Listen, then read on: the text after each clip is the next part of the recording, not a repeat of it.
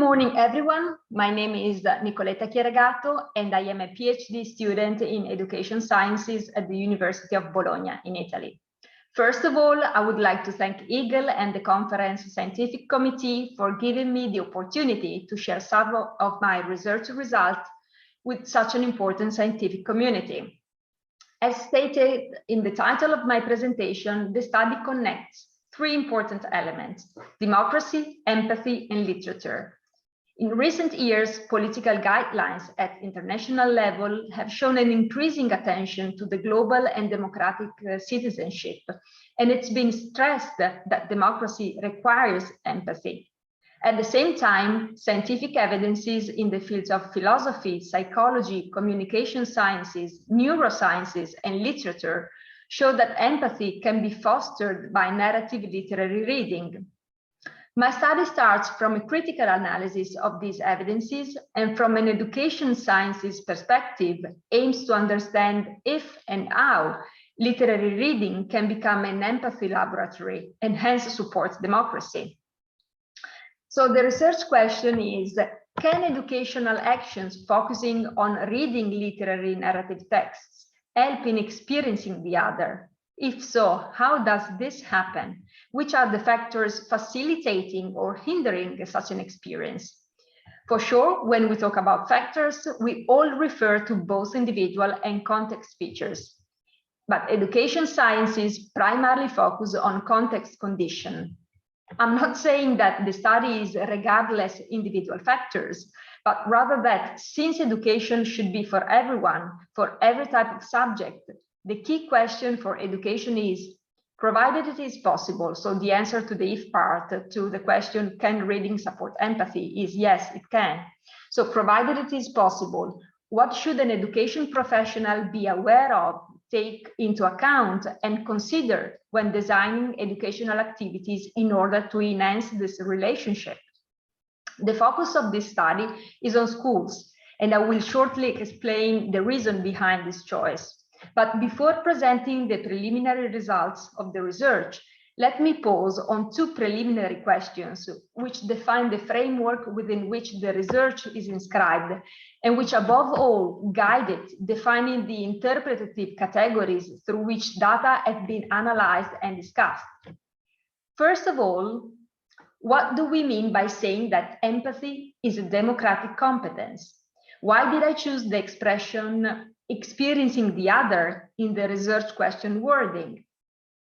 If one agrees that democracy does not imply denying or pushing conflicts away and assumes that the legitimacy of democratic deliberative processes is not based on full agreement, but on the understanding of the impact that decisions taken will have on the others, then one also agrees with the statement that genuine democracy is a matter of mutual respect. Mutual respect, hence democracy, does not only mean acknowledging that someone other than me exists. It doesn't mean presuming to know the other through our values, our cultural and personal references, our experience. Mutual respect does not require compassion, and it is not sharing of emotions. Mutual respect means that within the perimeter of ethics, the other is not a mere opponent to be ignored, distanced, or defeated, but someone we should listen to actively and profoundly. This is why I'm here focusing on the phenomenological definition of empathy, which is connected to the concepts of experiencing the other, of tuning into the thoughts and emotions informing the other's opinions and intention, being aware that the other is similar but other than me. Empathy, if phenomenologically defined, is a process, not a skill.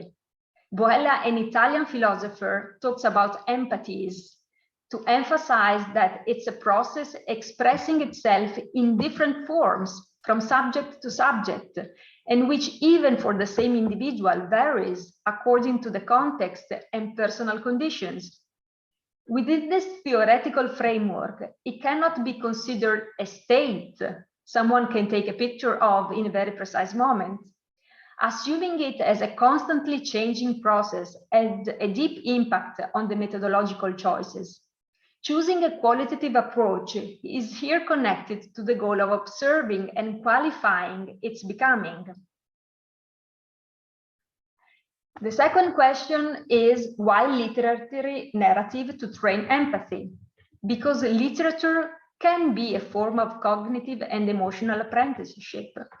Literary narrative indeed offers the opportunity to defamiliarize perception, cognitive and emotional processes, to identify, at least temporarily, with the others by taking their perspectives, and to prompt readers' reflection. So, as Kim states, narrative empathy is the sharing of feeling and perspective taking induced by reading, viewing, hearing, or imagining narratives of another's situation and condition. Another is a key word here. Another person different from me. We are talking about stories that are not ours, that do not correspond to our experience and do not match with our expectation, our prejudgments. So this is how, as Nussbaum argues, literary fiction can expand the perception of who we are and who we can be. Going now to the specific of the research, I will recap here the main features of the research design. First of all, why school? Because school is the place to intercept all types of readers, whether they are regular, expert, sporadic, resistant, or by obligation readers, and thus be able to investigate whether and how the possibilities connected with the reading experience can be opportunities for all of them. In Italy, compulsory schooling is up to 16 years. So the choice to focus on the last 5 years of compulsory schooling, which is the first grade of secondary school and the first 2 years of second grade of secondary school, is related to the specific characteristics of this developmental age, both from the cognitive point of view and from that of identity development. I have already spoken about the research question. The goal is to investigate whether and how the reading experience shapes up or doesn't shape up as an empathy laboratory. Also, the reason behind the qualitative approach have been already reported. Data were collected through short texts written by students based on an outline agreed with teachers and through interviews with teachers to better understand the context. Interviews were transcribed and all verbal data were coded based on a code book. Data collection took place over 2 school years and involved 4 different types of reading experiences with different characteristics. The acronyms WRW, PBMM, PSC, and LC identify those different types. This is a convenient sample made up of those schools and classes that accepted the collaboration proposal, making sure that the experiences were somehow different, the one from the other. Not to make comparison, but to broaden the spectrum. 359 texts were collected and 10 teachers were interviewed, and up to now, the first school year data have been analyzed and coded by 2 independent coders. Here, you can see the short text outline that was agreed with the teachers. So, the first question is, does it happen? Is it possible to find empathy traces in the reading experiences described by students? As you can see from some of the quotes I selected, the answer is yes, it can happen. It's not pure empathy though, it is mixed with other processes. We can see mind reading when C states that she left her personal opinion aside and focused on the character. It also means that she acknowledged the existence of another different from her in the first place. We can see inference by analogy. She asks herself what she would have done if she had been in that situation. So she references her values, her opinions, her own experiences.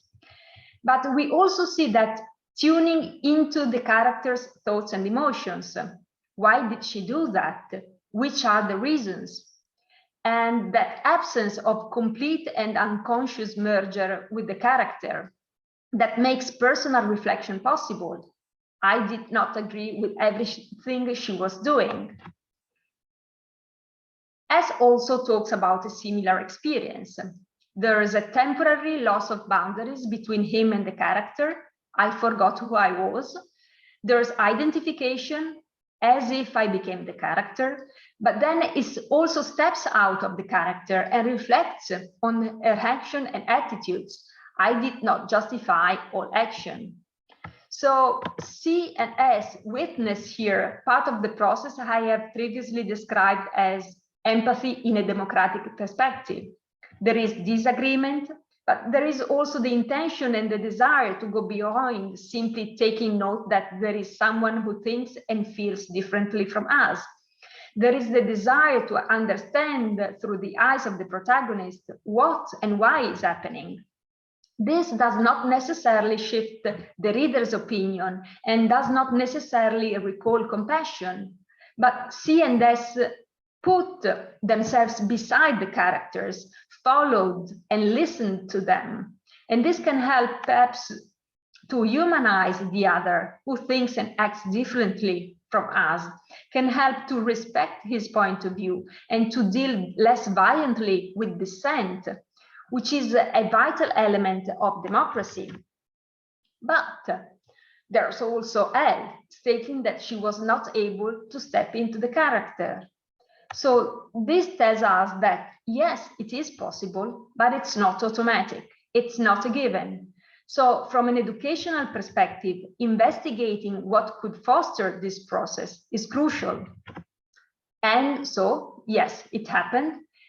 It happened in a mixed and contaminated form, but did it happen frequently?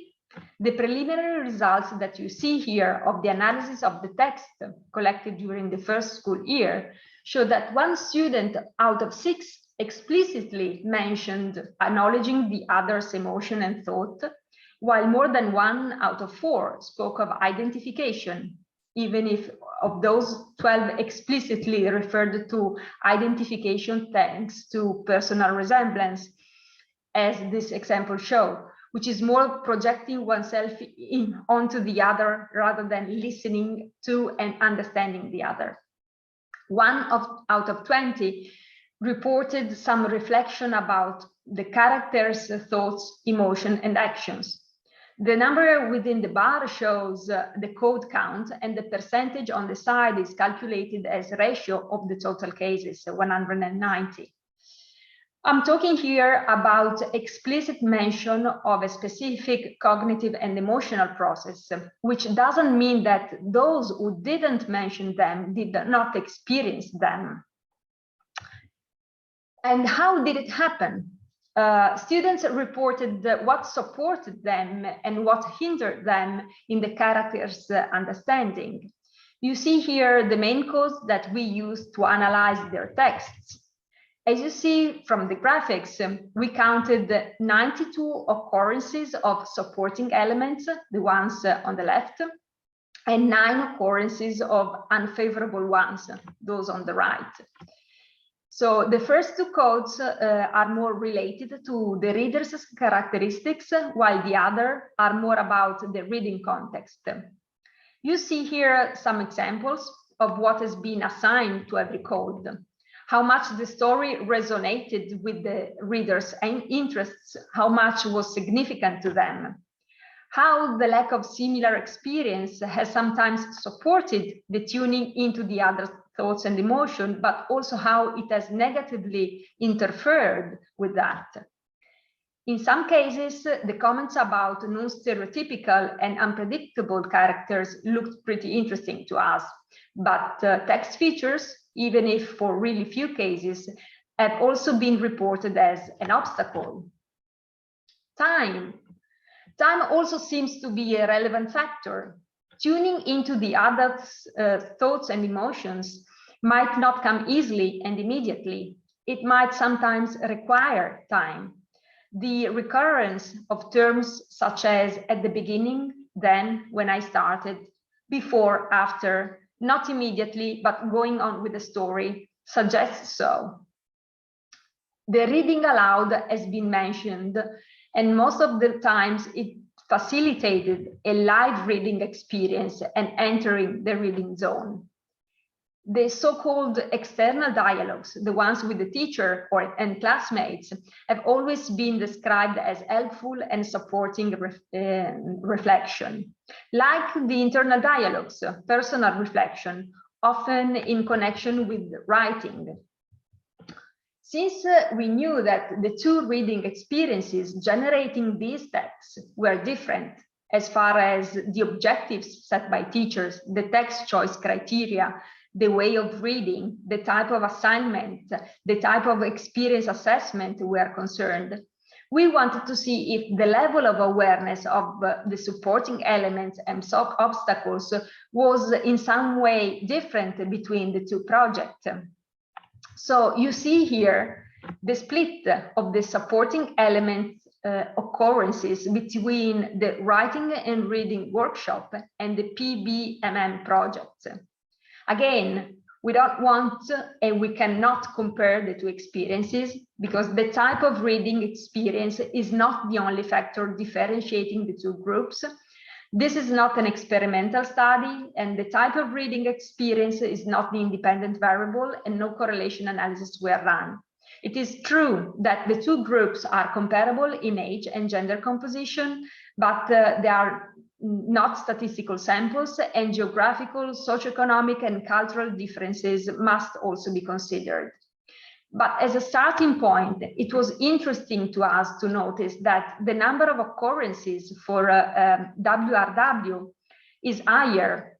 You see here 69 occurrences equal to 60% of the total 117 cases, then higher than the PBMM project with 23 occurrences equal to 31% of the total 73 cases.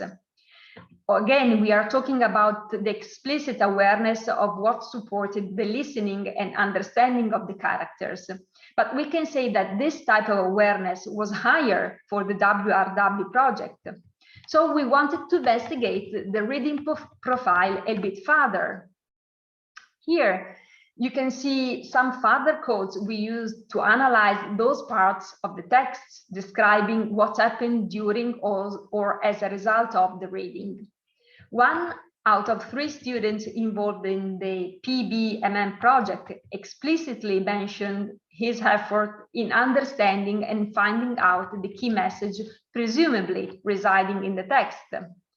Around the same percentage of students of the two projects was cognitively and emotionally elicited by the reading.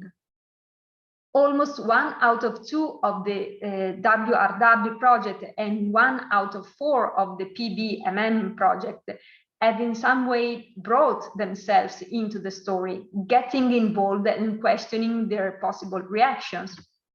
Of course, we don't want to maintain that focusing on understanding the text is in any way problematic, and we all know that understanding is a precondition, but it looks like that when the reading focus is not only on understanding, readers are willing to and able to speak and reflect more about their reading experiences. The writing and reading workshop is a stable approach carried out by teachers that runs throughout the school years and aims at educating to read. PBMM is an initiative designed for a single semester by an Italian publishing company to promote citizenship education and moral education.